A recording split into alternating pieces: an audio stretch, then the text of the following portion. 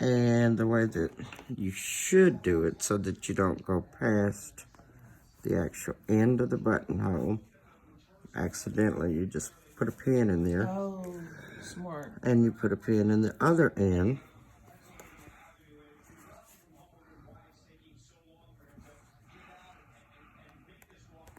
So that you don't get carried away. And then you just take your seam ripper.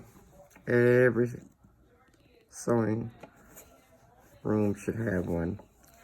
Then you just gently open. You see? Yeah. You open that up.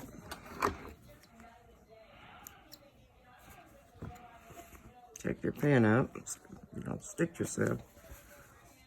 And there, Look at that. there's your buttonhole. Perfect. And you can trim it to make it neat. Make sure you don't have any stray threads in there. But essentially, that's the technique. And on the other side, as you can see, the green, Oh, that's where the other side that's the is. back side. Got you. See that? That's the back side. Nice. So that's the bobbin side.